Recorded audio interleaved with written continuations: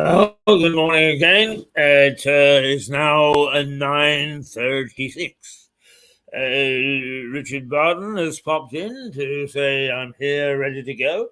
And I got the time wrong slightly. He'll be here at 10:30, and with a very special guest who can give us some insight into what's happened in the naughty corner of the county. The stories from the Crown Court.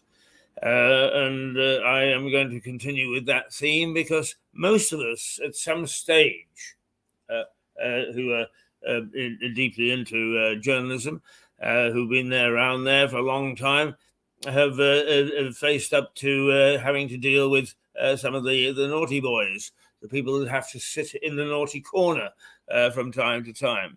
And those amongst those, of course, are the mafia. So I'm just going to do a little reminisce of my own cross swords with the mafia. And then at 10 o'clock, I hope that we can just have a little chat about the upcoming elections, because there are one or two things that are a bit disturbing and which I think that we need to take a look at and to consider.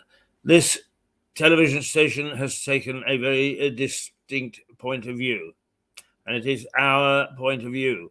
We have no huge pots of gold with somebody standing over it saying, Keith, you do this and you do that. We are our own masters, and we take an independent viewpoint.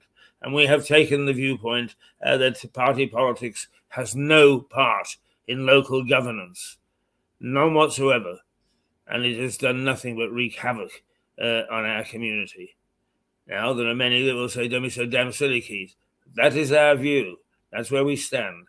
And we want to just bring to attention one or two things that are the sort of things that are bothersome, to say the least, that are bothersome.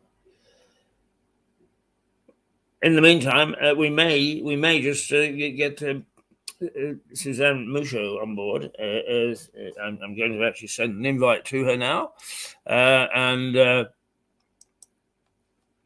in the hope that she's around. But of course, it's New York, and it's very early in the morning.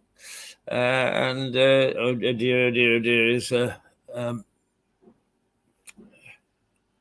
is everybody likes their sleep in, particularly after a weekend. But on the off chance that Suzanne is awake, let us send an invitation to her. Very bubbly and very lovely, lovely lady. Knows her New York and knows her New Yorkers. Well worthwhile listening to and taking a view whenever we talk to her. However, what we're going to do now is to just take a little look at one of my adventures in the past, because we have all spent a weekend where I'm sure that we did one or two naughty things. And Monday we wake up and Richard Barton is here with his view of all sorts of things to do with the law. A very interesting correspondent he is. So we tend to look on a Monday morning and think, what naughty has happened over the weekend? And Monday is our naughty day. So let's take a look at this one.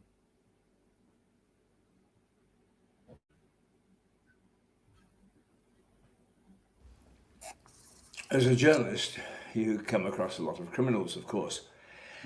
And some come across big criminals and some come across small criminals. In my case, it was medium-sized criminals, because the mafia in North America would franchise out areas that weren't quite big enough to tempt them to take over directly. And Vancouver, in British Columbia, was one of those areas. So it was franchised out to, would you believe it, with a great Italian name, a chap called Bill Robertson, known as Fats Robertson. He was the mafia chief. And because of my contacts and so on, I knew and chatted to Bill several times. It is interesting that their view, and I say their view because I don't subscribe to it necessarily, is that that is amoral. What they say is that they make money out of society, out of the community, while the government and government people also make money out of society. In other words, they see a counterbalance, the yin and the yang, if you like, which is an interesting viewpoint. Anyway, my wife and I had dinner several times with Bill and other people, and his wife was quite delightful. She was an English model, quite beautiful, very articulate, and charming. One night on the way home from dinner, I said to my wife, she's quite lovely, isn't she? And Valerie turned to me and said, you're getting charmed, you're getting suborned. She's like a rattlesnake, she knows exactly what her husband does. And of course, her husband was responsible for deaths. Now, Bill was imprisoned. It's very rare for a mafia boss to be imprisoned, but he was persuaded that he could open up a gambling joint in an old restaurant fishing lodge at the top of Indian Arm outside Vancouver, which is a great big long fjord, and it's backed by mountains. And those who persuaded him to do it said, you know, all you've got to do is to put somebody in front with a pair of binoculars, and if the RCMP comes sniffing around, you've got no problem, you'll see them coming and we can all scarper. Well, the RCMP always get their men, and they came over the mountains from the back, raided the joint, and Bill went to prison. And while he was in prison, one of his cohorts began to sing like a bird, began to talk to the RCMP about their crime activities and giving them details, which could have kept Bill in prison for much longer than he went for his gambling crime. He came out of prison, and the word was that he was back. His informant, meantime, or the informant, had gone to prison for another crime, and he also had just been released.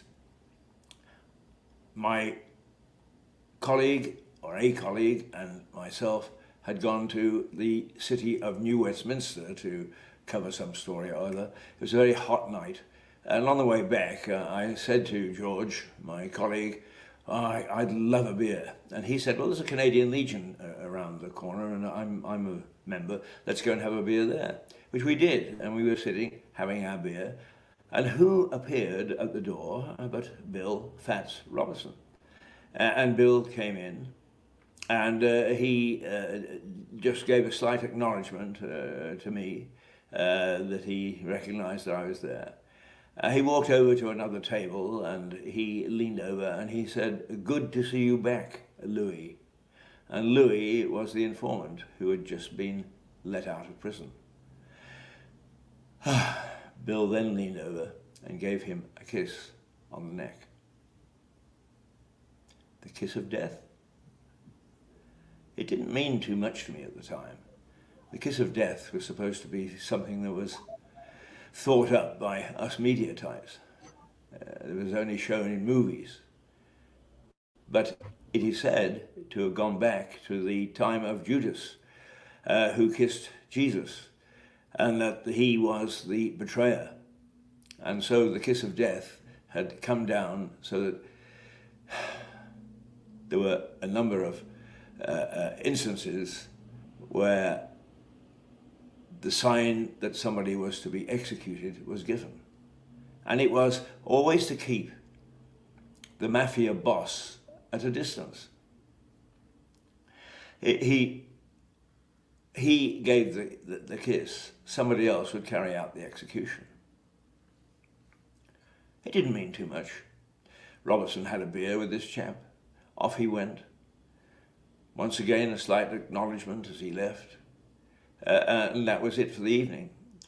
The next morning, I was on early duty and I went down to the police station. I had to look through the police blotter to see what had happened overnight. And there was a report from the Vancouver police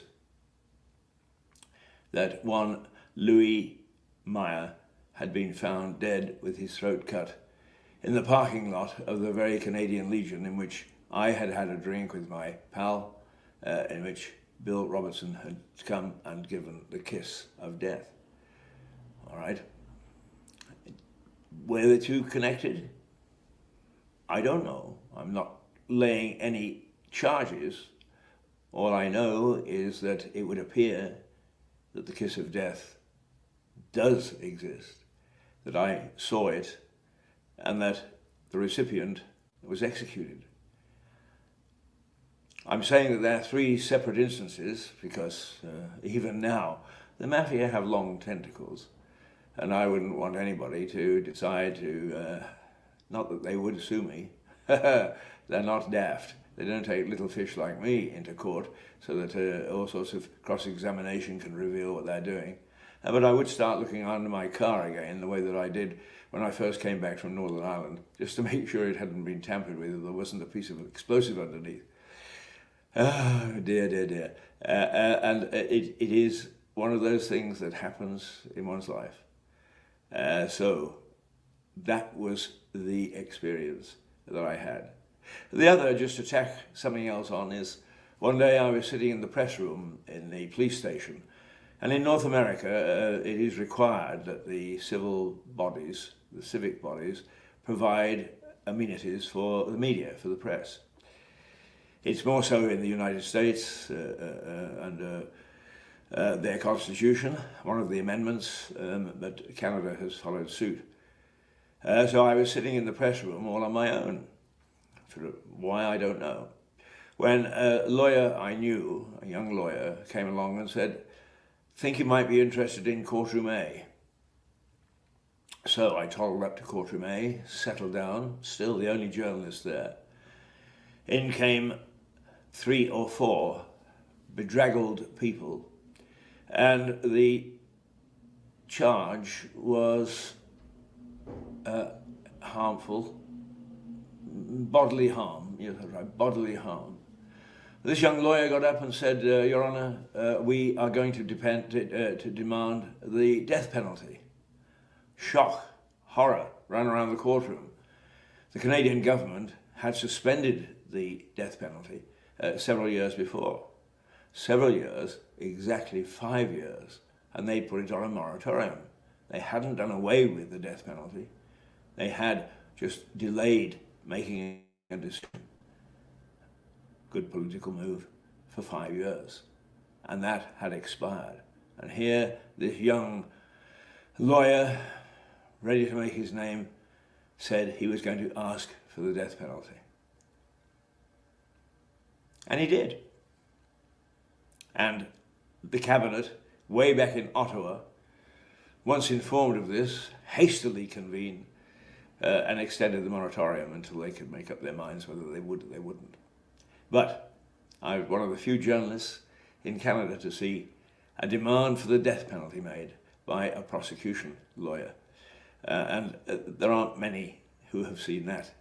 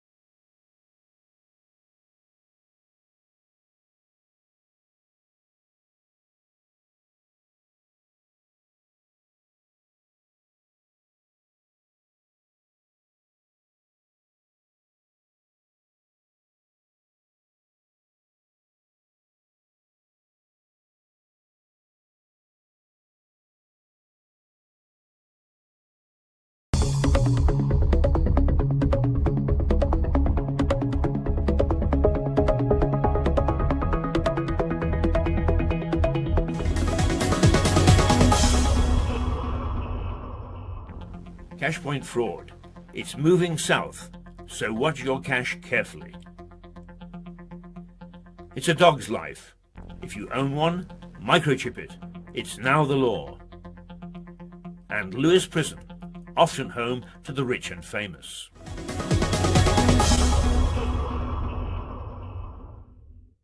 A newspaper, please, Dawn. Certainly, Keith. There we go. Thank you very much. There you go. Hi, Seb. Hello. A pint, please. No worries. Thank you. Coffee, please, Kath. Good morning. There you go, sir. Thank you very much. I'm very sorry we don't take card. It's hard to think now what you can't buy with a credit or debit card. But there are still nice little cafes, like this one, where cash is still king. Or, believe it or not, money is still needed to buy a bus ticket. And then, of course, they're still repaying the tenner you borrowed off a pal and forgot to give back. Hi, David. Thanks, David. How are you? Yeah. Here's that tenner I owe you. That's very Oh, good. sorry about that. Hi, I'm Keith Hayes with the latest edition of Catch 'em, the crime show that deals with the bad people in Lewes. It's possible to buy almost anything with a card nowadays, but we do need cash from time to time. And anyway, it's a comfortable feeling to have a fiver or two in your pocket. How do we get it? From cash machines, of course. And the villains know it. There has been a spate of tampering with cash machines in the north of England, and Sussex police are warning the public down here that it's spreading south. Police forces across the country have reported that a number of cash machines have been tampered with or modified so that criminals can get customers' bank details. Thieves tampered with ATMs in the north of England this week, and local police said it is advising the public to be vigilant and report anything suspicious. If it looks as if the machine has been tampered with, call the bank immediately and then call police on 101. Better safe than sorry.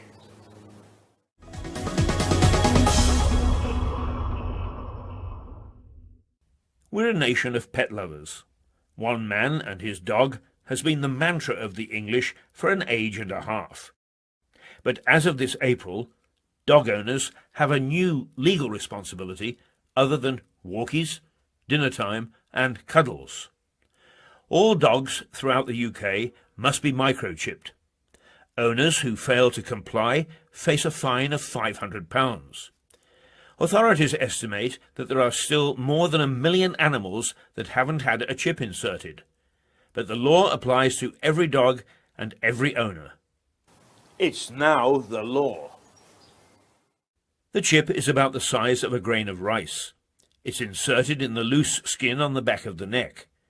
The chip contains a code which tells vets or dog catchers who the owners are and where they can be contacted. The scheme is designed to help reunite stray dogs with their families, identify reckless owners, and save local councils thousands of pounds looking after strays. So keep the lead, but get the microchip. It's now the law.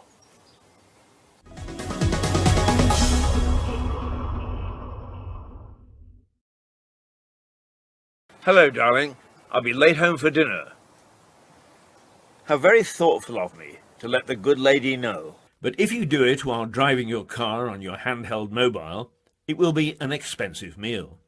If the police catch you, you'll get 3 penalty points on your licence, £100 fine.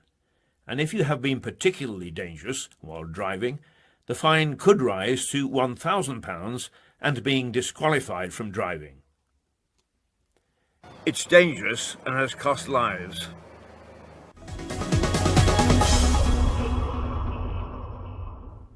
But on the outskirts of Lewes, the town's jail looks formidable. It was built in 1853, and over the years has played host to a number of famous names from the world of crime. The Russian prisoners from the Crimea War, who were held in the old naval prison, have become famous over time. There's a monument in St. John sub Castro churchyard to those inmates who died while in captivity. It's paid for by Russia. A play has been written about them, and only recently the Russian ambassador paid a visit to the site. Less well known is that 300 Finnish grenadiers, fighting for the Russians, were incarcerated in Lewes jail, not the naval prison. They were the new prison's first inmates. Several leaders of the Irish Easter Uprising in Dublin of 1916 were held there.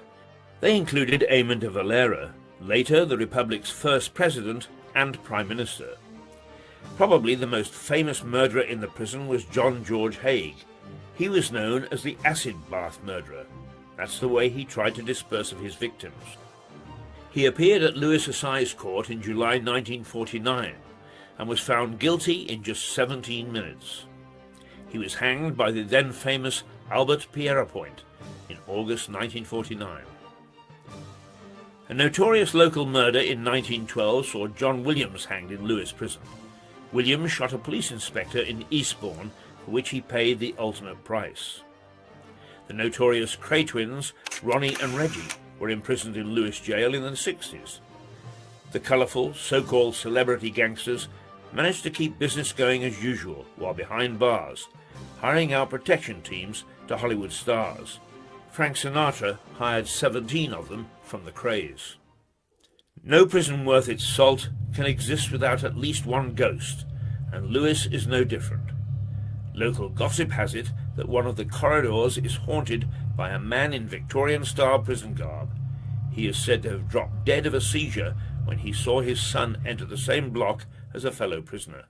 So keep your eyes peeled as you pass the prison on the way out of Lewes on the road to Brighton. You never know what you might see.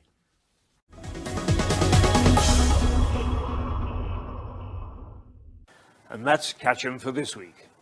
See you next week for more news about crime around the district.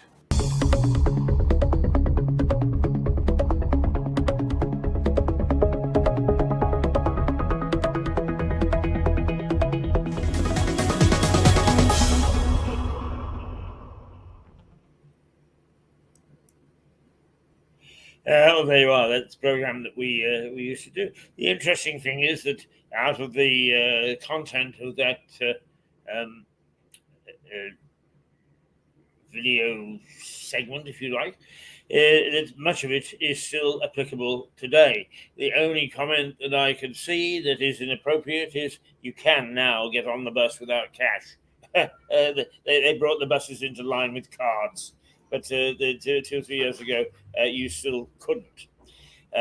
We just had a little note in from Melissa Conti in New York saying hi, and here he is lurking in the background. Richard, come and sit down for a moment. Sorry? Yes, come and sit down for a moment because it is because a lot of things are new now that we're doing, and you're one of them. I'd like you to tell us who in 10:30 you're going to interview, and what the background is. I'll do that in a moment, Keith. But before I do that, might I just say that you mentioned Eamon de Valera, who was incarcerated in Lewes prison, and the founder of Westgate Chambers, of which I'm now head, as I told you in a previous broadcast, was a very colourful Irish character.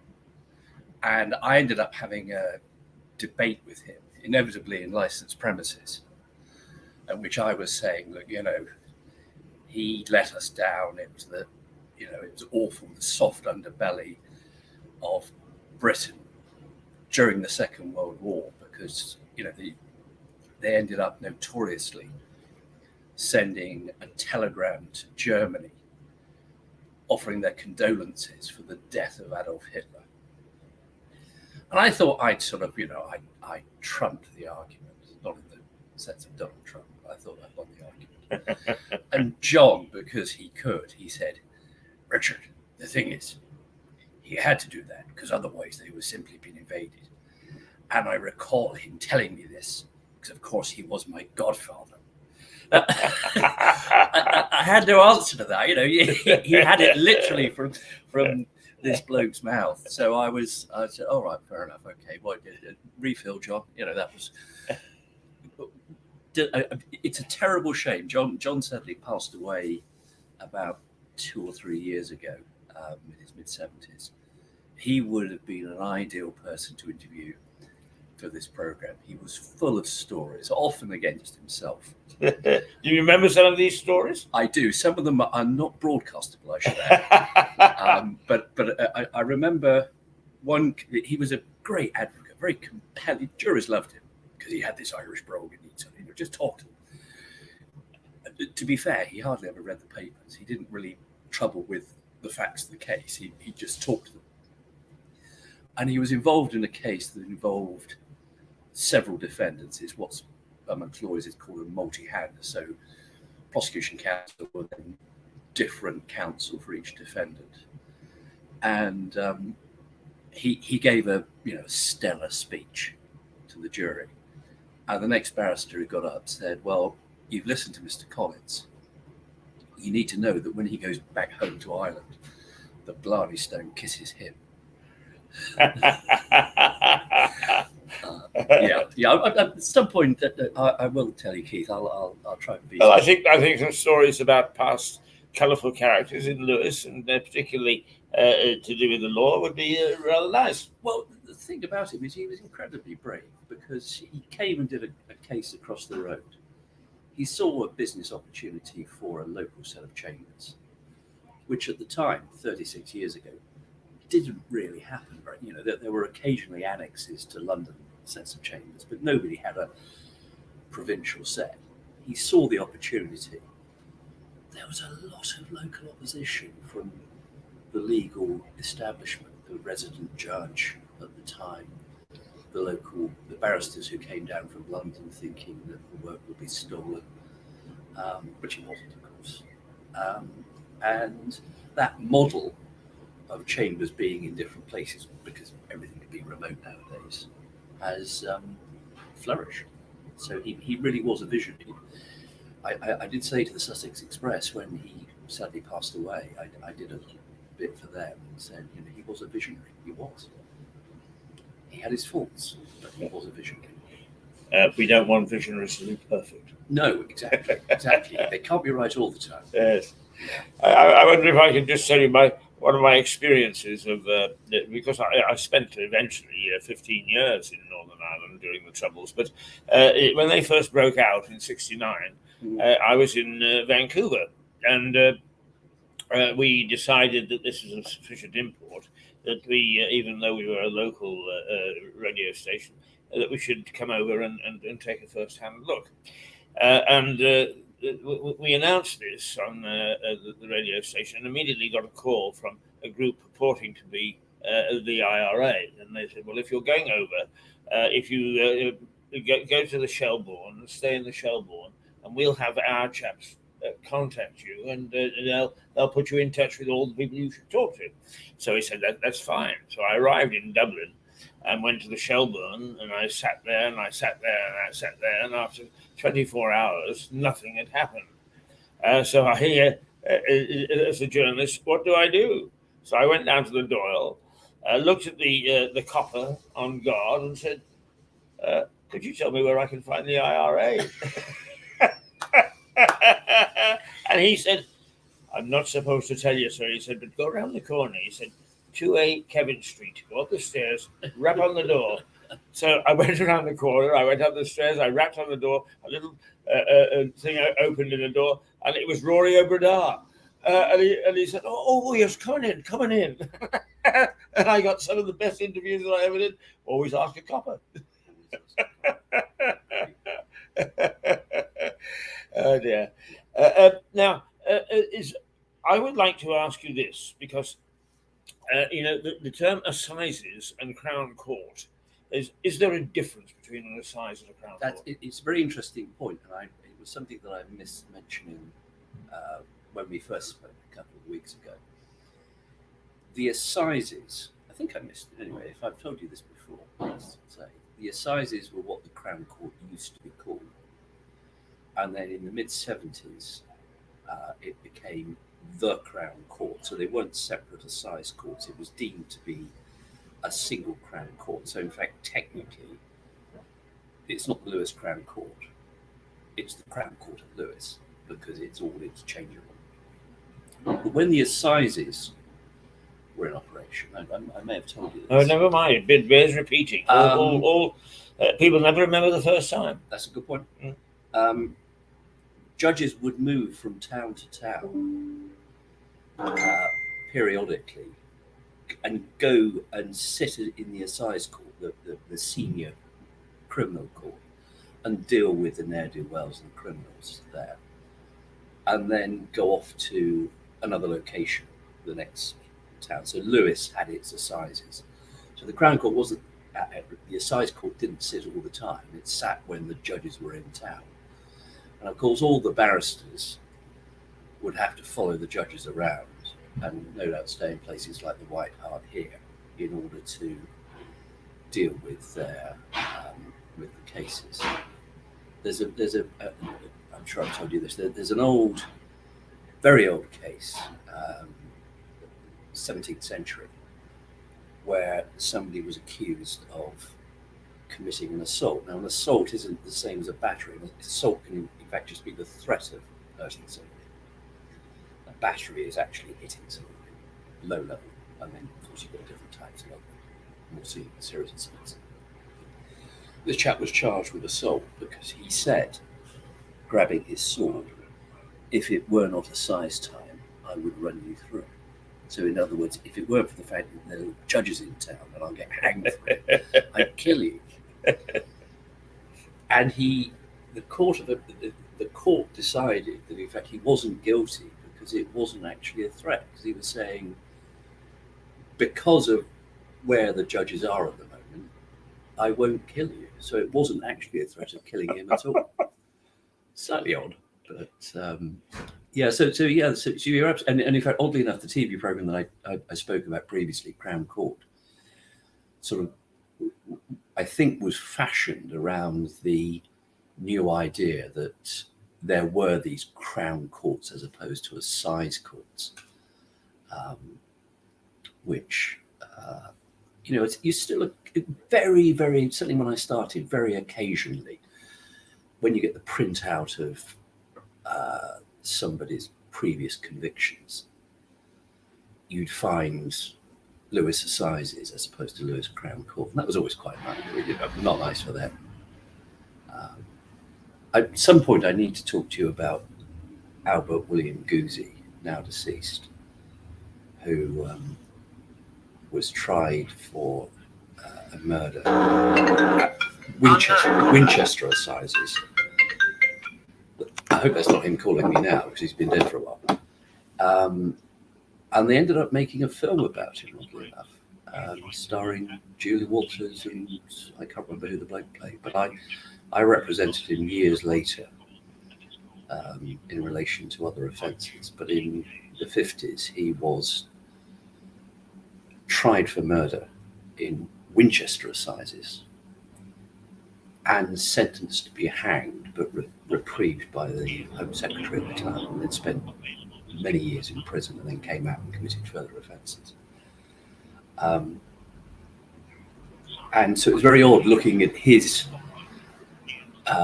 computer printout of his previous convictions, because in fact it was Winchester Assizes, 1953, convicted of murder, sentenced to be hanged.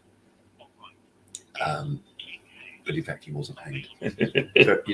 Interesting character. I will at some stage talk to you properly about it. All right. Let me ask you this. There's a bits and pieces, Robert. Is there any truth in the fact that people who go onto the gallows and 3 times the trapdoor fails to operate are then reprieved?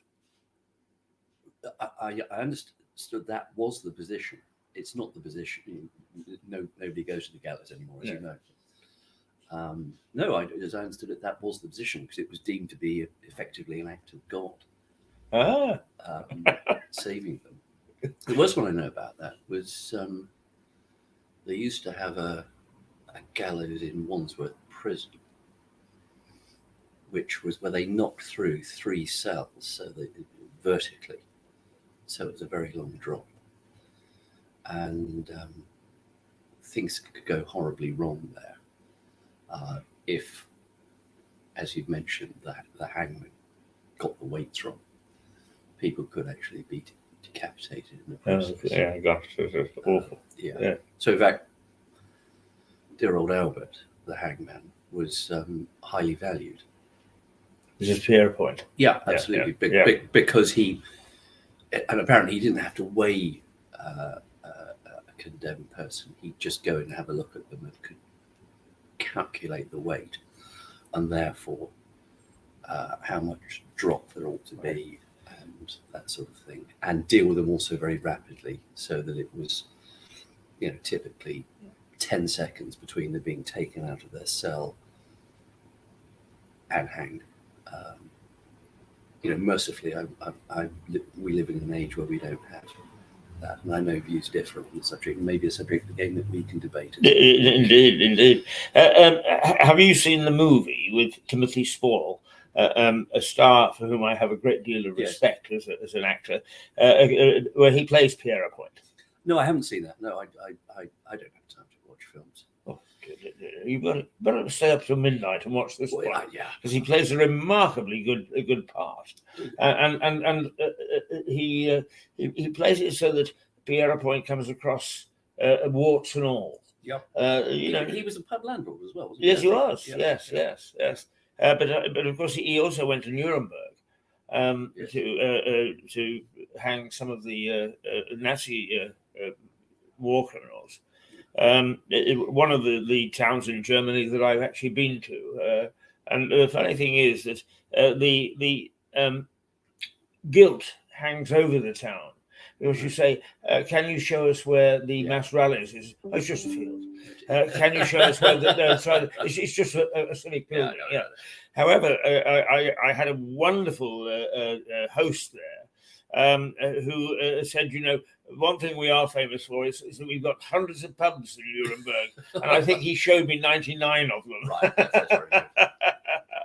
But while we're just chatting about general things, way back when there was no Eastbourne, there was no Brighton, there was a Lewes and there was a Chichester, and apparently the assizes kept switching backwards and forwards as a matter of status. Absolutely. What was that all about?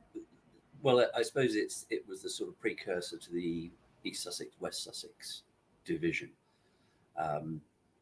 Oddly enough, it still rather rumbles on, because Chichester has a Crown Court. It's two court centre. It's now in fact part of the Lewes Court Group. As I may have told you, there's 12 courts across the whole of Sussex. But a few years ago, the government, as part of its cost cutting in relation to the criminal justice system, decided that they would close down Chichester. We, the local lawyers, fought against it. It was the first Crown Court I ever appeared in. I've got a lot of affection for it. And they mothballed it for about 3 years. And then COVID came along. And with all the backlog, they had to reopen it. And it cost them twice as much, because they had to renovate everything, including the cells, which had sort of become damp and flooded and all that way. But it's a lovely court to go. It's not a very attractive building, but the staff are very friendly. I've got happy memories. You can take a wander up to the Cathedral of St. Richard's, which is beautiful, and the Bishop's Garden in the summer is great. It's lovely. And there's a really good old-fashioned sweet shop just opposite the court. It's the pink one. And even though my 3 daughters are now adults, if I go to Chichester and don't come back with one of those pink and white bags for each of them with a quarter of something, then I get it in the neck. It's one of the things that fascinated my late wife. She was a Canadian, and she came over, and of course we had a little sweet shop along the street here, run by Stephen Catlin. Yes. who is a good friend of mine. She loved to go in because she'd like to say, "I'll have a quart of this and a quart of that," something she could not do in Canada. so the dear old sweet shop is. No, you know, if you are ever in Chichester, I'm not on a commission for this, I promise you, but they have, I don't know, 40, 50 of those big jars with the sweets in, and you know, she'll say, "Do you mean a quarter or do you mean 125 grams?" And she looks at me, she realizes how old I am, and says, "You mean a quarter, don't you?" Which is in fact slightly more than 125 grams. So it's always worth it. It's always worth going for the quarter. I'm afraid I have no idea. When people start talking metrics, I have no idea what they're talking about. I have to guess.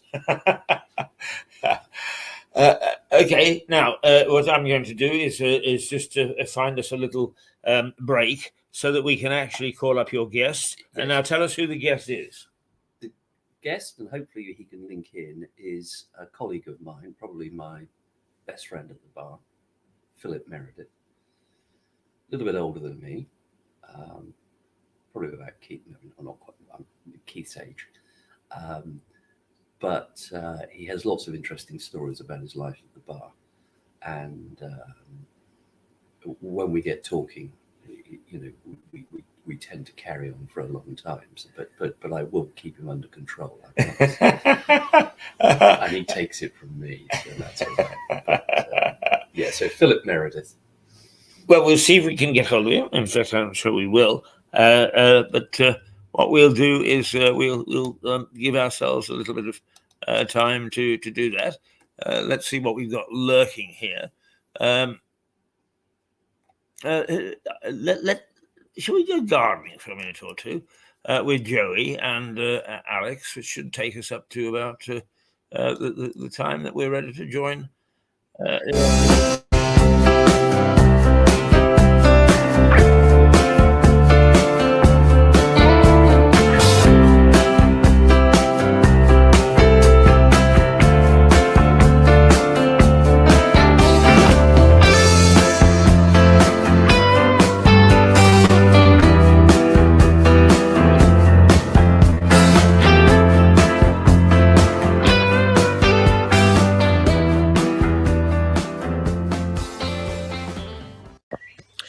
Hello. So today, slight change of scenery. We're in East Chiltington, little village, nestled in the South Downs. It's not much of a village really. It's one long street called Novington Lane, and down Novington Lane there are a number of farms and individual houses, but not many. It's quite sparsely populated. But anyhow, we're here today. Completely different garden to what you've seen me on so far. This very much is a, it's classed as a country cottage, but it's a very large country cottage. There's actually two different properties, all owned by Jean and Cornelius, who are my clients. And Jean is the lady who I referred to before, the very kind lady who grew the mange tout and the peas that I planted out of Bruce's garden last week. Anyhow, so today, a slight change of scenery and also maybe a slight change of perspective. I will take you for a little wander and I'll show you some of the things that have been going on in this garden and what we've been doing for the last few months, planting up and preparing for the summer. But actually, I wanted to share something with you as well. I wanted to share some thoughts and feelings that I had last week relating to what we're all sadly going through. Friday morning was a grey, miserable day. I woke up and I felt pretty lousy. I didn't feel my usual self. For those of you that don't know, I'm also quite heavily involved in a church, and because of that I'm fortunate enough that I'm one of the few people that is able to access the church, and I have a set of keys and go in there and check each week that the building is sound, there's no problems. So I thought, what do I do this morning feeling so down? I sort of felt completely overwhelmed with sadness. So I decided to go to my church and I locked myself in the church, and I'll be honest, between you and me, I was for about half an hour was quite inconsolable really. I got very upset. Anyhow, I managed to deal with that and sorted myself out, and then when I left I thought, what's this all about? What's going on in my head? Why do I feel like this? And I thought, well, it's been 6 to 7 weeks now of this lockdown because of this awful virus. And I think really we're all mourning the loss of something. And for each of us it's different. You know, I'm a true libertarian. My liberty is so important. I like to socialise, I like to be free, I like to do what I want to do when I want to. And having that removed from me is like losing a good friend. You know, my friend is my liberty. So to have that removed, really, I suppose I was mourning the loss of that. I was grief stricken, and that grief, just for some reason on that particular day, must have overwhelmed me. I suppose it does when someone loses a loved one. Often they don't show that much grief for the first few weeks, but then, you know, a bit like a car crash, it hits them and they're suddenly, you know, taken down to the depths of despair. But in those moments of thinking like that, I thought, but it's okay. It's definitely okay to have these moments. We all have things which our passions, the things which, you know, make us wake up in the morning, the things which put the smile on our face, things that give us purpose. For me, primarily, it's being in the garden, watching things grow, nurturing. But there's other things as well. You know, I used to be a very keen runner, and so I've now taken up long distance running again. I'm back up to about 10k. And that is helping to keep my mind straight. But for all of us, you know, we must look for those things, those small pleasures that are going to help us get through. But the one message I wanted to share with you is that it's okay. It's okay to feel down. It's okay to mourn that loss, the loss of whatever you're going through. It's completely okay to have a day when you don't want to go and help someone else or support another person, when it's just about you and how you're feeling, and you need to just deal with dragging yourself through that day. But it's okay. We've all been there. You know, I come across as a happy-go-lucky chap, but even I have days when I feel pretty abysmal, pretty awful, you know, and these times are going to test us all. So really, that was really. That was my moment of reflection.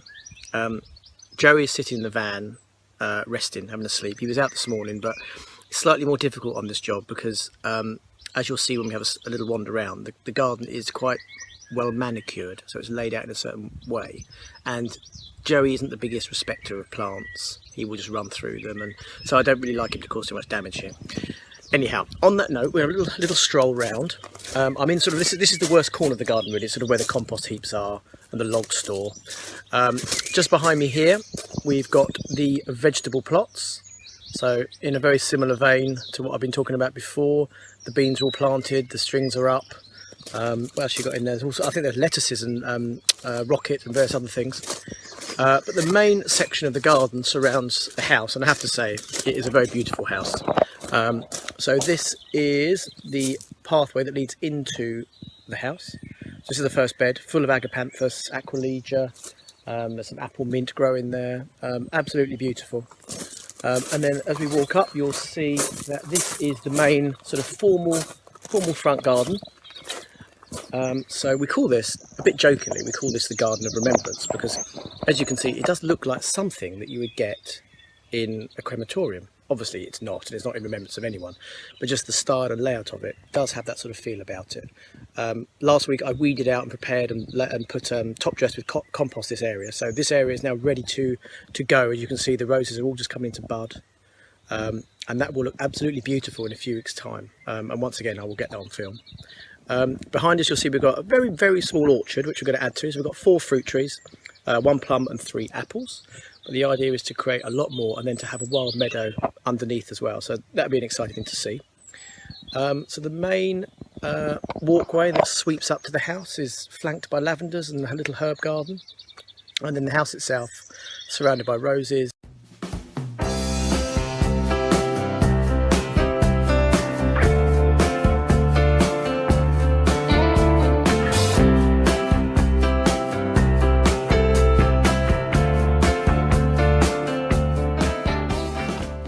Anyhow, have a great day, and I'll speak to you all soon.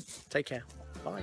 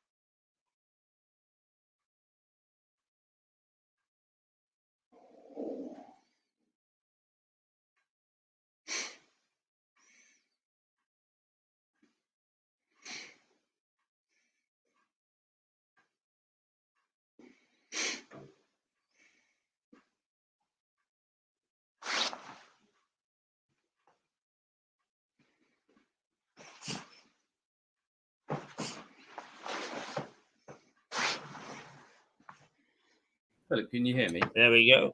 I can now, yeah. We can hear you. Keith, it's with great pleasure that I welcome Philip Meredith, member of the bar, You can't hear? talk to me. I think he can talk. Yes, he can good. hear me. Philip is probably my best friend at the bar, and it's only because I know a lot of dirt on him that he feels forced to do this. You may recall that last time I appeared, I spoke about Charles Dawson, and I said he was the most notorious solicitor in Sussex. Well, I wanted to be fair. So I'm going to interview Philip, who is, in my view, the most notorious barrister in Sussex. I know he'll take that. Philip, very, very welcome and lovely to see you, if I may say. Well, my pleasure, Richard, as ever. Thank you for the lovely compliment. You are, without doubt, the best friend I've ever made in the workplace. And thank you to Keith for facilitating this. No, things might be very different in half an hour's time, Philip. Well, I won't last half an hour. As you know, my attention span is on a gnat these days. I just want, I did a little chat with Keith a couple of weeks ago, the first time I appeared on this broadcast. Yes, I watched it, Richard. Well, that's very kind of you. We've got an audience of one. That's good enough for me. I'd like you just to give us a little thumbnail about your background, insofar as you wish to tell us about that. Well, ironically, and I'm convinced this contributes to why we are naturally very good friends, it's very similar to yours. A very ordinary, as you called your own background, for me in the north, the northwest. My father, until he had a very serious road accident, was also a lorry driver. He used to transport quarried lime up in the Derbyshire Hills on the old A6. My mother was a nurse, and she attained the level of staff nurse, and then illness took her. She sadly became a lifelong cancer sufferer. I was educated through the state system as you were. The only advantage over you I probably had was because in my area, the direct grant system, if you pass the exams, which I by some miracle did, gave you a direct grant scholarship. And I went to a very good school called Stockport Grammar School. And that was the making of me in terms of education. And you grew up in Stockport, is that right? Yes, most of my life. I was born in Stockport, but I was then adopted. And in those days, adoption meant a clean break. But I was adopted by, obviously, my non-biological parents, took on the name Philip Meredith, was brought up initially in Derbyshire because my dad worked, as I say, on the lorries on the A6. But then eventually moved to Stockport, a suburb of Stockport called Davenport, now, of course, Greater Manchester. And rather like you, my school was 10 minutes walk away, my senior school. And I also would come home and watch Crown Court, which, of course, was a Granada television programme. Yes. So for us, it was very local and very, very repeated. I was just saying to Keith before we came on air that I think the trigger for that series was the change from the Assize Court to the Crown Court. Yes, which was in the early 70s, wasn't it? Well, the Crown Court Act was 1971, wasn't it? I think you're right. Exactly. I was fumbling the year there, but I think it was 71. Together with the Juries Act. I may be wrong about that, but that was a watershed, wasn't it? Very much so. Very much so. And Of course, long before even my time, and certainly very much longer before yours, before we practiced. yes. You then went off to Durham University and did your law degree. Yes, I did. Had a wonderful 3 years there, finished in 78. Then to the bar finals in London. That's the only reason I came. I want to ask you about Durham, because I think at Durham you spent quite a lot of time there in your spare time working as a barman in what was effectively the college pub. Is that right?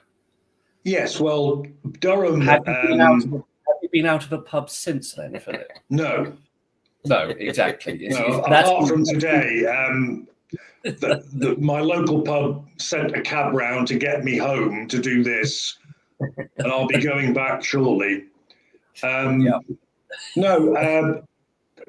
Durham is collegiate because it believes it's sort of neo-Oxbridge, which you as an Oxonian will find very offensive. But yes, my college, Collingwood College, had a wonderful junior common room, general area, and a bar. And yes, I mean, there are various derivatives of this name, but I became the bar steward. And we've always thought of you that way, Philip. I know this. You know me, Richard. I just feed you the lines. Who's that bar steward over there? They say. Exactly. Yeah. So tell me this: was it a sort of leap of faith on your part to seek to go to the bar, given your background and your, dare I say, you were 10 years ahead of me, so at a time when it was even more of perceived as an elitist? Oh, it was prehistoric. I mean, there I was by the standards of then. Are you looking at your watch already, Richard? Yeah. Go on then. Keep going. Is Keith asleep as well? Oh, Keith's left. Yeah, he's gone to do the shopping. Who can blame him? Yeah. I've got a jury at 2:00. Hurry up, Phil. You did ask me to do this, Richard. I mean, come on, get on with it. So that must have been at the time, late 70s, 1980, a brave thing to do on your part. Well, hang on. Let's rewind a bit, because I was at school until 1975. Yeah. And even the teachers who liked me, and there were a few, I was told, I mean, in your interview, you said that a teacher laughed in your face. Well, I had the same reaction. I was told by my history teacher, because that was my favorite subject, and he was a great fan of mine, but he basically said, Philip, people of your background do not go to the bar. I think on reflection, he probably had a point in your case, Philip. But anyway, there we go. Well, it's been a rocky ride for me and the bar. I accept that. Now, you do have very strong connections with Lewes, albeit you don't live in Lewes. I do have I like to think I have very strong connections. I do. Very fond of the place. As you've already mentioned, I live in a place called Arundel, which is very similar to Lewes in many ways. It's a river town. It's got various upper levels and a lot of history. Getting to Lewes, joining Westgate was an absolute breath of fresh air for me, and I will be ever grateful. Let's just have a little canter through that. So you started off in London. Yes, well, as I've already mentioned, in those days you had to do the bar finals in London, and I never intended to stay down south. That isn't meant in some northern way, but I just had no idea what I would do. But yes, Philip, I want you to tell us the story about when you lived in London above the underground station. Yes, one of my many abodes in London was a lovely, in those days, London Transport flat, which I inherited from people with whom I was once a lodger, which was directly above the Finchley Road tube station. And Finchley Road then and now serves the Metropolitan line and the Jubilee line. And it's a very busy station. What I hadn't reckoned on, and I soon found out, was it was a whole bodily experience living above a tube station when the first tube trains began to run. And in the end, I got used to it, but you were literally shaken out of bed. It was extraordinary. Anyway, the story goes that there was an outer door, inevitably down to the streets, and there was an inner flat door. Now, this was when I was a lodger, not when I was the tenant. And I was convinced, whilst in the bath, that I heard a knock on the inner door, which is a very heavy mahogany swing-to door. And I mean proper old-fashioned door. So I get out of the bath, put on, because I was a lot slimmer in those days and a lot slimmer, put on my almost nothing 70s dressing gown in sky blue, go to the door, look down the stairs to see nobody, and then to hear the door clink behind me. So there I am, stood in a place where I knew nobody else in the flat. The landlords, my people, were away. I had no key. I was clothed only in a dressing gown. And the only option I had, this was a short, this was ridiculous, like 70s football shorts level. And all I could think of doing was going down to the tube station. So I go down to the tube station dressed only in this dressing gown. And classic London, nobody batted an eyelid. And I queued up to the ticket office, old-fashioned ticket office, asked to see the station manager, who came out, this lovely, tall, incredibly humorous West Indian guy, Afro-Caribbean guy. And he arranged for a ladder. So he went into the backyard of the tube station. The ladder went up nearly to my bedroom window, which thankfully I'd left a window open. This is on the underground. Philip. This is in the backyard of the underground station. But as I went up the ladder, with the wind raising the flap of my dressing gown, revealing, as you can imagine, very little,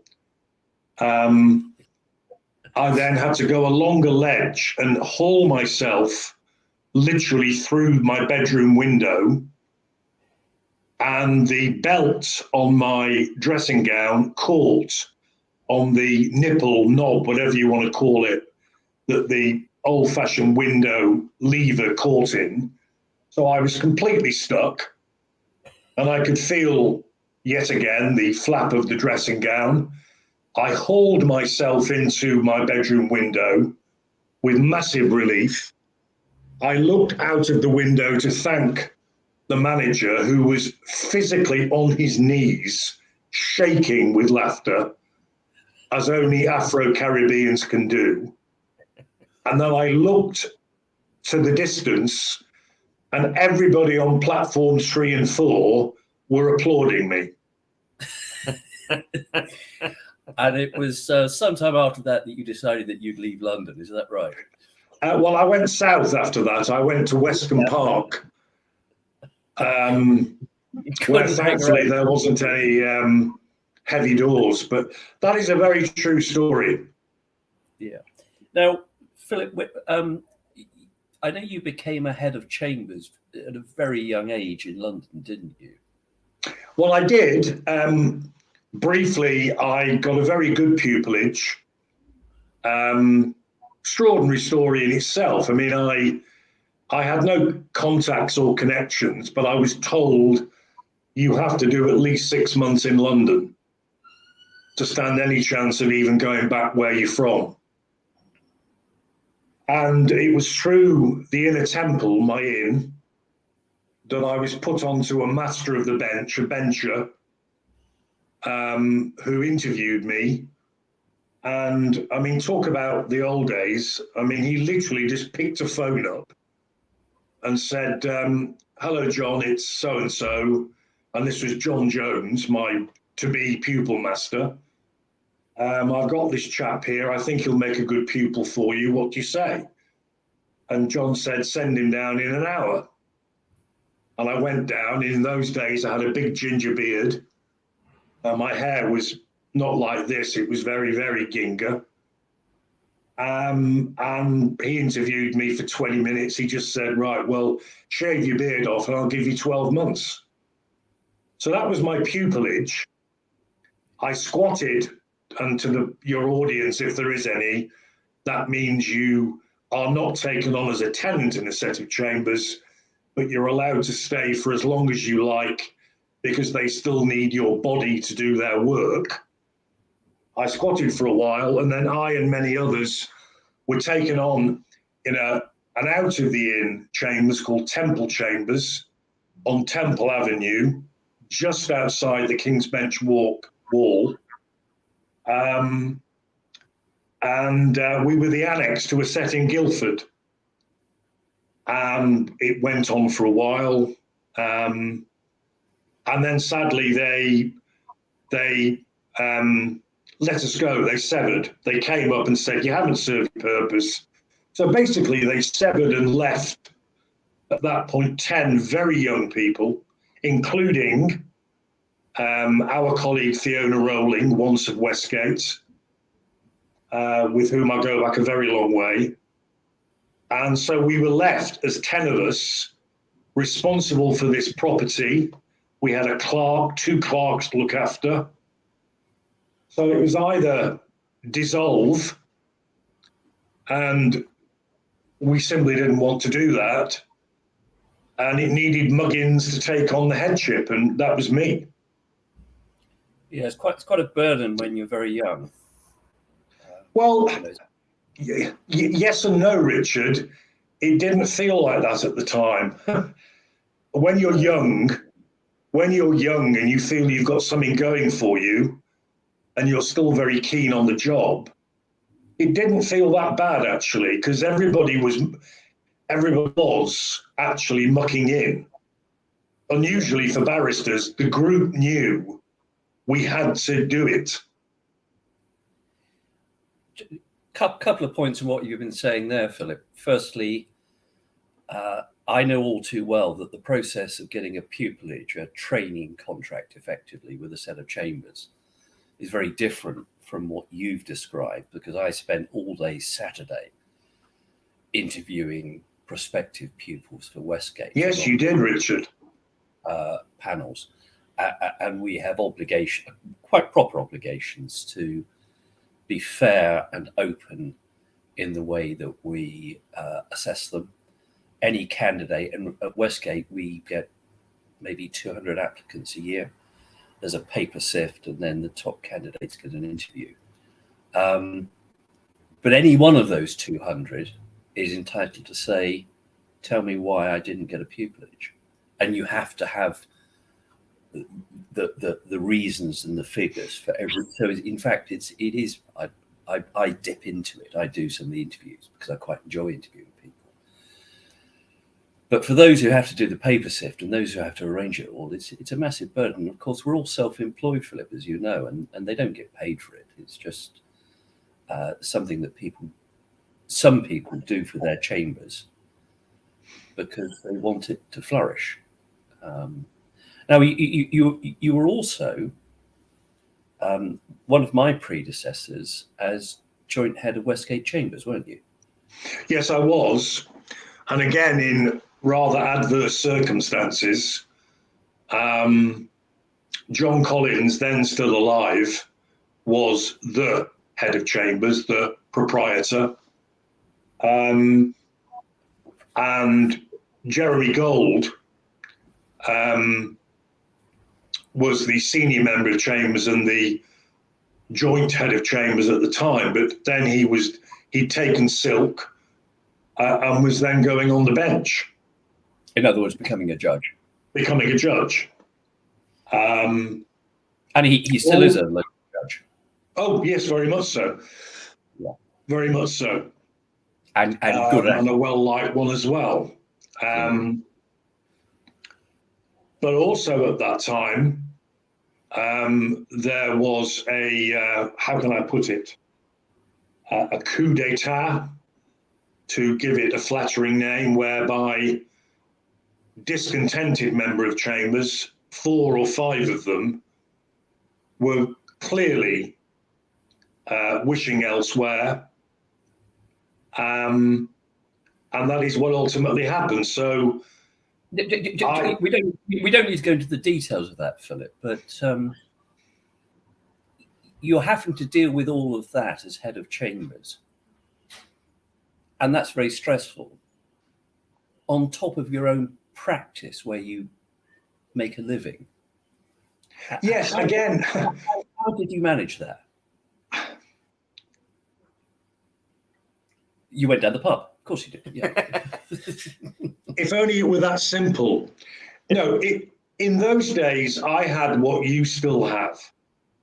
I listened to your first interview, courtesy of Keith, and you said, here I am in the White Hart, looking over the road, envious of those who are going into that Crown Court because I love my job. That is no longer me, as you well know as my friend. But that's what it was like at the time. And that brings in Lewes again. I was delighted to be in chambers, physically in Lewes, with a major Crown Court just down the road, in a very friendly environment. So, yes, it was tricky, but how can I put it? Rather like all those years I commuted to London. I still have no idea how I did it. One day trip to London now is the end of me, but I did it for years, and you just do it. Yeah. You talk as if you've, and I understand this, we've spoken about this before, you've sort of fallen out of love with the profession. I'm afraid I have, yes. And lots of people have, and as you know, there's a dearth of newcomers to the criminal bar for a whole range of reasons. Could I just ask you what you think the reasons might be for that change? Well,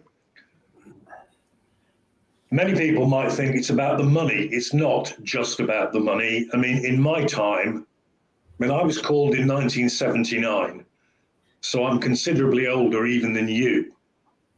I began practice in 1980.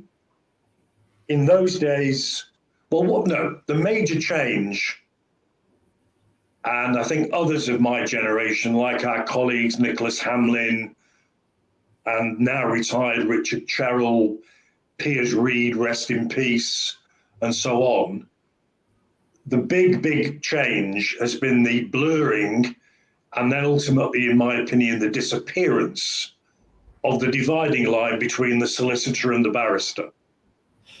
Gentlemen, can I interrupt you for a moment? Because I'm very remiss, but our lovely lady from New York has been sitting and waiting to join you, and I didn't notice.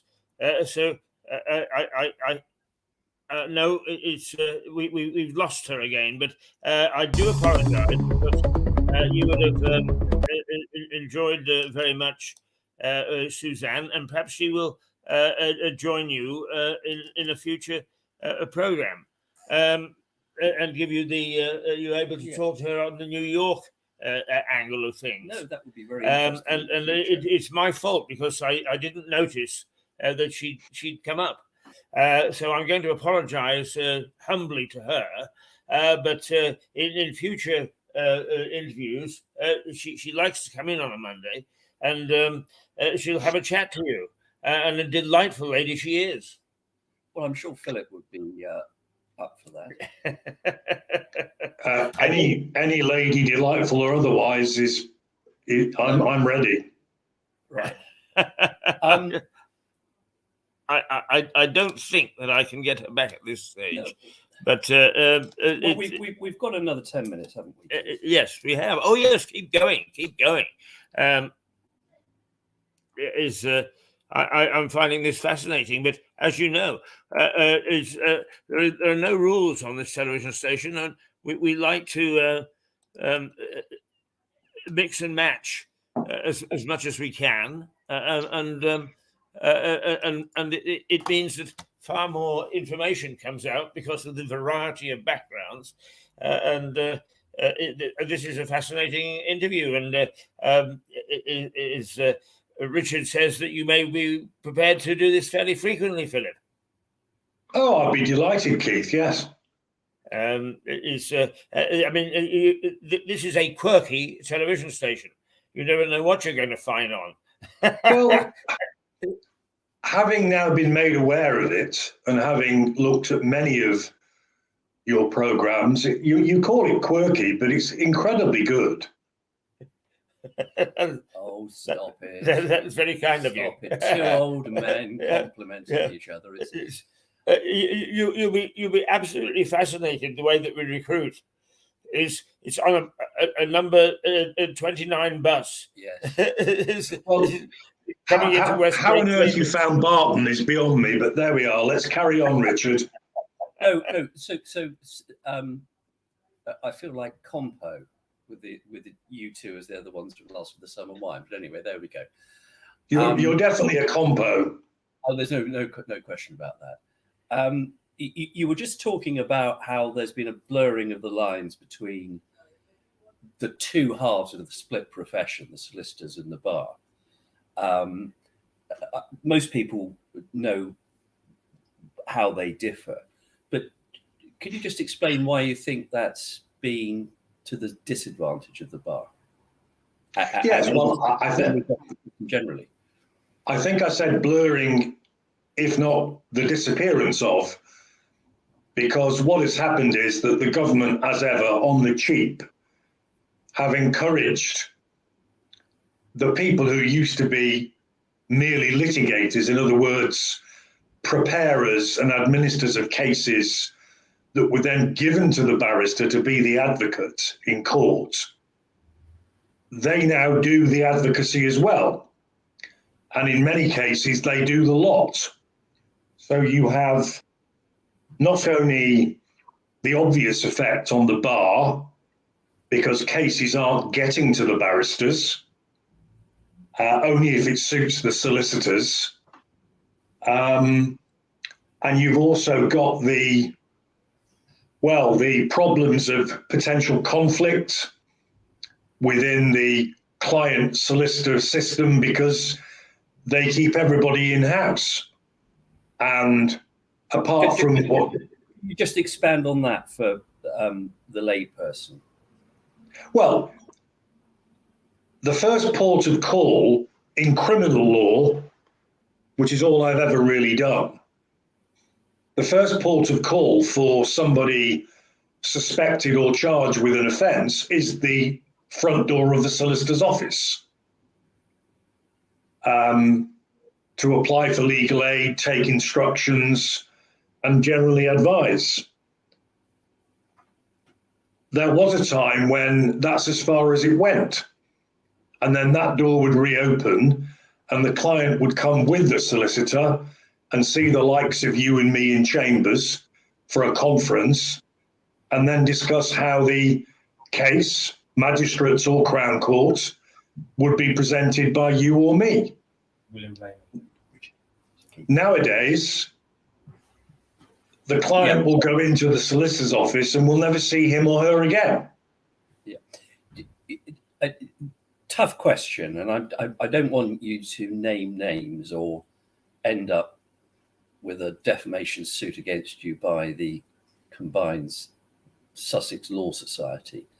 But do you think that blurring has been detrimental to the quality of advocacy in the Crown Court? Without a shadow of a doubt.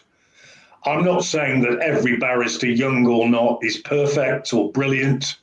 Of course, that's not life, but detrimental to a huge extent because, you know, it's got to the stage when we could put a wig on the head of a dog, for example, your dog, Jed, and he would get rights of audience. It's ridiculous. He'd do a lot better than some I've seen, certainly. Well, he would. He's certainly brighter than most. Well, during lockdown, because we were all doing it remotely, he sat through more hearings in the Crown Court than most pupils do during their training. So I think, yes, well, knowing Jed, he would have picked up all of that. I think technically he's qualified as a barrister now. Yes. Yes. Well, when he gives up chasing squirrels, give him a go. Yeah. Well, I'll have to then chase the squirrels for him. And I'm not sure I'm up to that anymore. Okay, now, gentlemen, hold on to your wigs because the lovely Suzanne Musho is here from New York. Hello, Suzanne. Richard. Hello, Hi, Suzanne. Hi, nice to see you all. This is Philip. We're both barristers, and we've just been chewing the fat about the English bar, about which I'm sure you have little or no interest, quite understandably. No, it's very exciting. But Keith was just suggesting when you were trying to get in, he was fumbling with his technology, as we all do, that maybe at some stage in the future we could have a sort of discussion about American law and English law and things like that. Sure, yeah, that sounds fun. I'm not an attorney. I'm an architect, but I'd be happy to talk about what we see in day-to-day life here. So cases are built brick by brick, so that would be fun. Yeah. If you don't mind, Keith, I've just got one final question I want to ask Philip for today. Yeah, Let's involve Suzanne. You can stay for a little longer, can't you? Yes. Yeah. We've got a good group here. Just before you ask Philip a question, let me tell you that Suzanne's ancestors built Notre Dame Cathedral in Paris. So there's something for you to talk about. Did you have it insured? I don't know. It's not completely true, but I don't. I'd love to hear the question for Philip, and then we can talk about that. Okay. And this sort of crosses a lot of boundaries because I know you do talks on here, and it's talking to complete strangers because you don't know who your audience is, and that can be quite daunting for a lot of people. A lot of people aren't very good at public speaking. There's no harm in not being good at it. But Philip, I wanted to ask you how you find addressing a jury. So we in future we could talk about cross-examination, evidence in chief, case preparation, but just that process of actually talking to 12 complete strangers. What's your tips on approaching a group of people? And those are transferable skills. So it could be a jury, it could be an audience at a wedding or a funeral, dare I say it. It could be a business meeting, could be anything. But what would you recommend people do in those circumstances? And how did you approach it? Well, at the risk of sounding arrogant, I've always been rather blessed with what we call the common touch. Not unlike yourself. That stems from our backgrounds, Richard. And when you're dealing with a jury, you are dealing with the ordinary person, the man or woman on the Clapham omnibus. And I've always, my basic approach is Sorry. So I didn't quite get that interruption, Richard. No, I just said the mad old man on the 29 bus, which is Keith. Oh, you mean Keith? Oh, right. Yes. I didn't realise the 29 went to Clapham, but there we are. No, in all seriousness, it's a matter of asking. It's rather saying, no, forgive me. Rather like in sport, there are just some things that can't be coached. You cannot.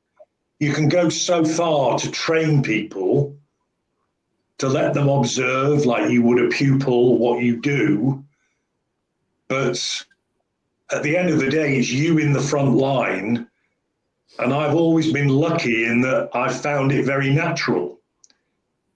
And juries are their own organism. You know, they're a collection themselves of complete strangers, no doubt from different backgrounds. That is what makes the system work.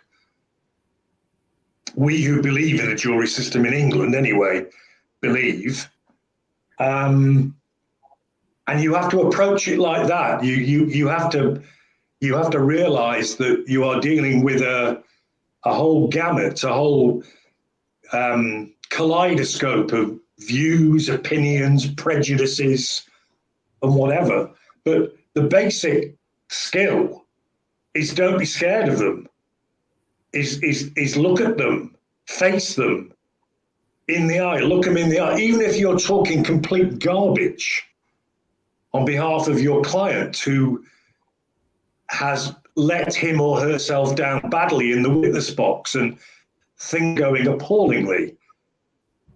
The key to preparing and doing a case, I always believed, as I was taught, is it can go well, it can go badly, but at the end of the day, if all of your questioning, cross-questioning, whatever, give you a speech, your client has a chance. And it's the speech to the jury that is the key. And like I say, I can't give you a checklist of what to do. I mean, one of my ex-solicitors used to joke that I wrote my speeches on the back of a postage stamp. And indeed, in one particular case, that was true. I thought because the judge... No. I wasn't in the pub that stage. I had been. Well, I just want to open that up across the pond, if I may, there. What's the perception in America of those who are advocates in the criminal courts? The perception of attorneys, prosecutors? Well, I think you've got a slightly different position there, haven't you? Prosecutors and defenders. Okay. You know, do people have confidence in them? Oh, yeah, I would say that we do. I mean, yeah, absolutely. I mean, I've been on juries 4 times. And it's always a different experience. I've done criminal cases, civil cases, and you really are with a group of people that you have no idea where they're from or what they do or what they're all about. I mean, you're part of the voir dire process, so you hear a little bit about them as well, you know. But once you go into the jury room, you can't tell us anything that goes on in a jury room, by the way. Okay. Once you go into no, I know. I'm just explaining in general terms. Once you go into a jury room, you really you have to kind of read the room a little bit to see if there's a way to come to a common decision, you know. And that's, I think I was foreman twice for it. So, but when I mean, absolutely, we had incredible respect for the judge and also the attorneys on both sides. And there was actually one of the things that was funny. I remember the first case I did, the attorney, the prosecutor said, "Don't expect me to sound like Law and Order." He's like, there's no way that I'm going to sound that good, you know? And then we're all thinking, gee, I mean, why not? You know, shouldn't everybody sound like Law and Order, you know? But no, there's definitely lots of respect, I would say. I would, just in reference to your question about how do you identify with a group that you don't necessarily know, I think it's the same way that you identify with people that you do know. You know, you just love people and you love to learn more about them and you love to share things about yourself with them. And that usually leads to success. Now, typically in America, there's far more scrutiny of potential jurors than is allowed in England. Did you go through that process? Were you Yes. given a questionnaire of what are your views on? That's Yeah, usually you're asked just a couple of questions, and then you might get shortlisted, as they say. And then once you're shortlisted, then you're asked direct questions by the attorneys and by both sides of the attorneys. So, and so they can directly ask you questions. Yeah, they directly asked me questions. Yeah, or they're potential jurors. Yeah. So I think I was asked about 3 or 4 questions. Yeah. In this country, we simply don't have that. Jurors are asked whether they know anybody who's involved in the case. They're given the names or locations. Police officers who can now sit on juries often volunteer that information, and if it's a case that involves some kind of allegation concerning police conduct, then they might get stood to one side.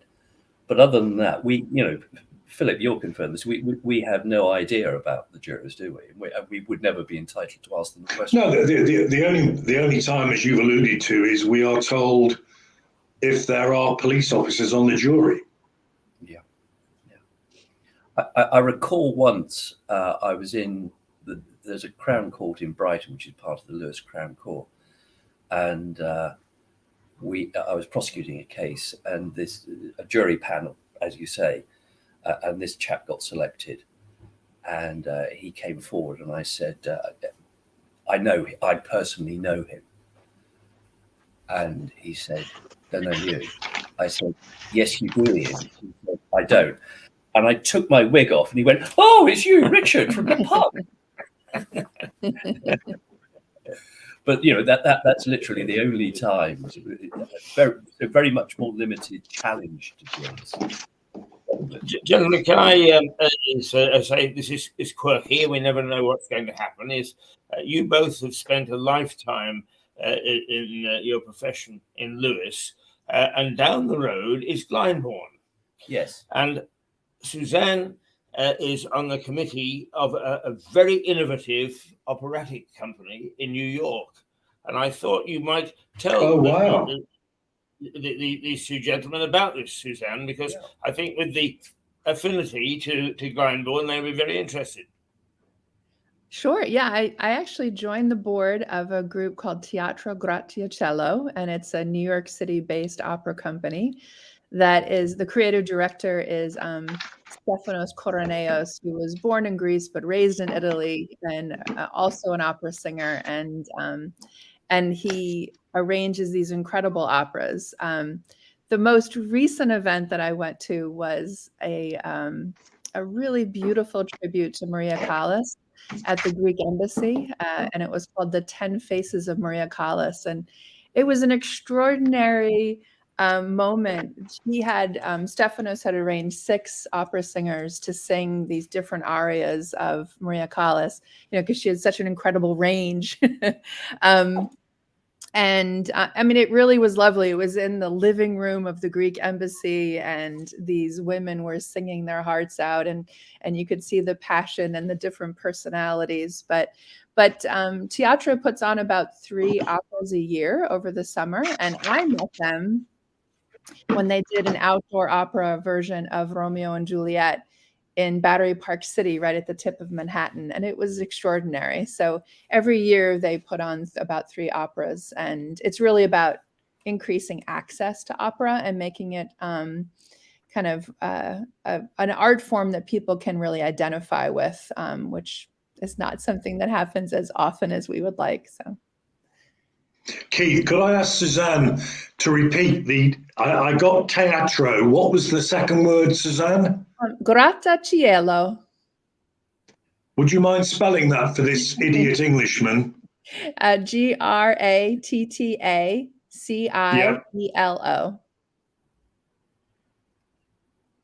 They do. I only ask because my wife loves opera, and she goes to Glyndebourne as a guest twice a year, and she will be very interested to hear about you. Oh, wonderful. Thanks. Yeah. I mean, Keith had Stephanos on and myself on, well, I guess it was about 2 months ago, Keith, right? Yes. And he's lovely. I mean, he really just knows more about opera, and he also is so committed to helping young artists have a true career in opera. So he's both a voice coach as well as, honestly, a career coach. You know, showing people the way to different operas throughout the world. So, Could you remind me of his surname? Stefano. Koroneos, so Koroneos. So he's Thank you. Yeah, he's lovely. You would love him. I mean, just the sweetest guy. He promised to work Tom Paine into one of his productions. Yes, he did. Yeah.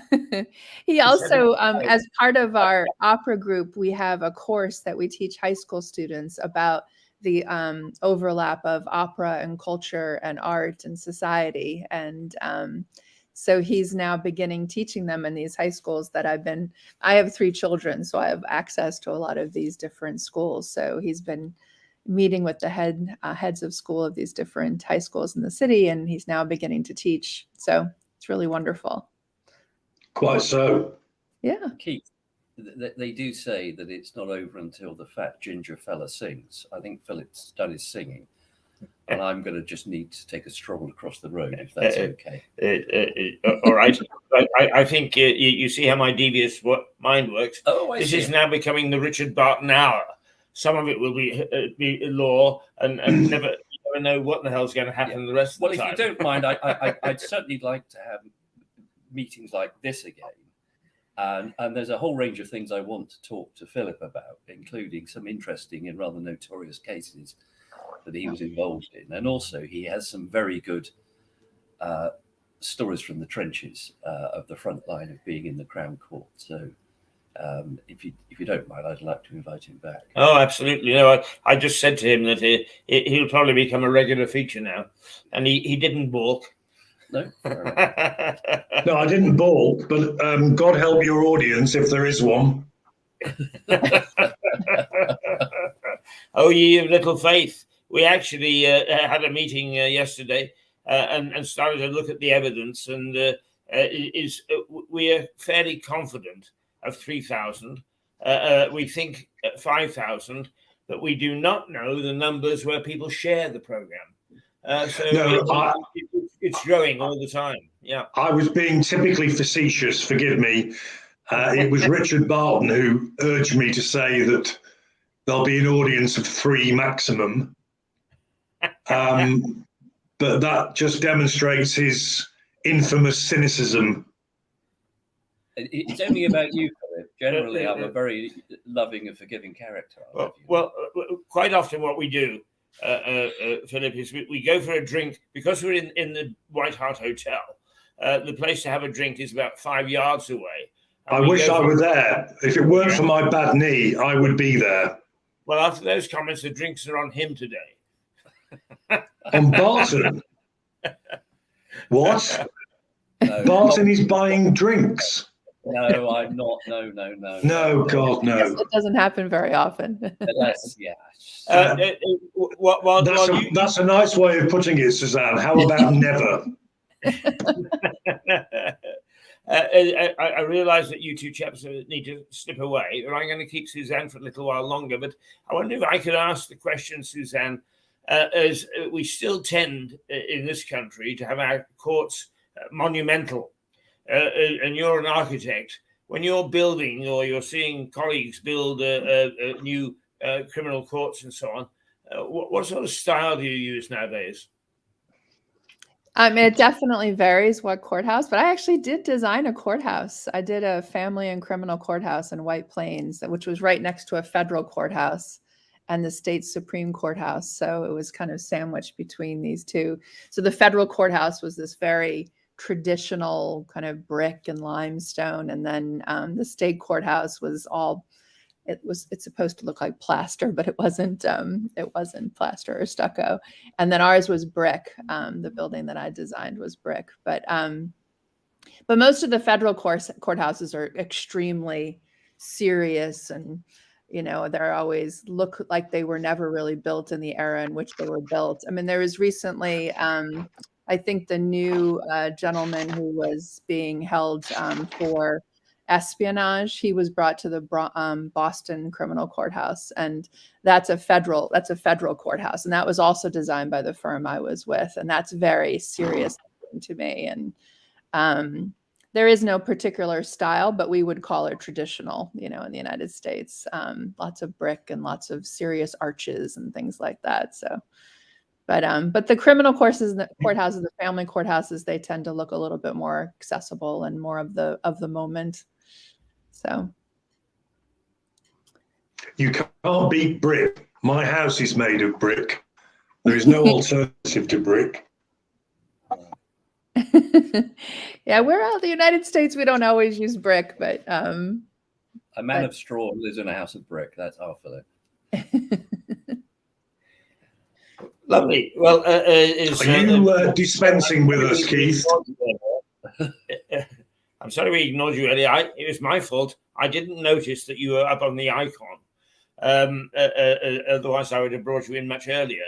But I love these sort of interprofessional get-togethers, because so much comes out from every angle. We get some aspects of architecture on the courts, on underground stations.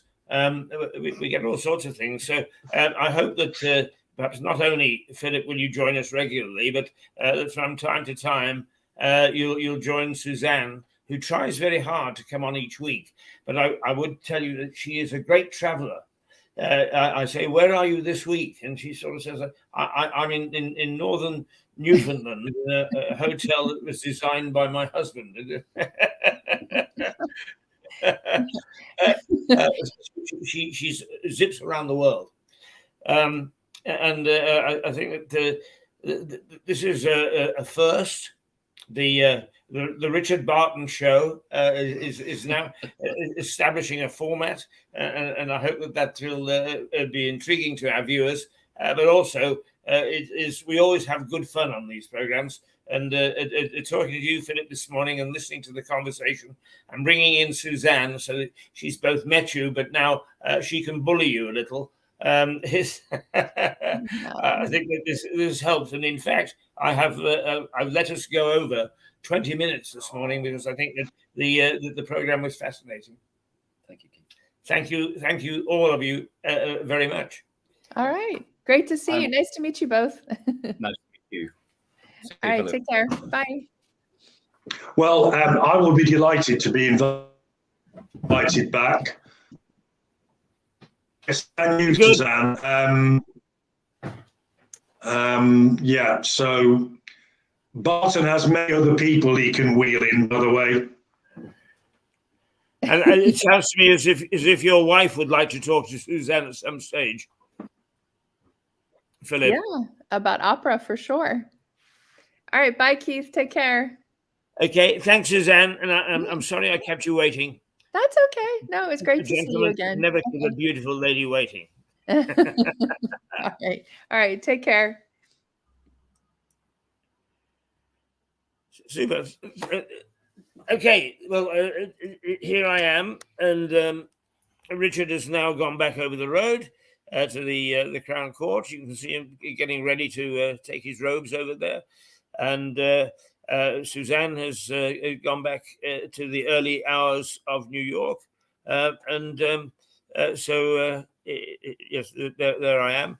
So it's time for us to say toodle pip to the very fascinating morning that we've had, and we'll see you tomorrow. And until then, bye-bye.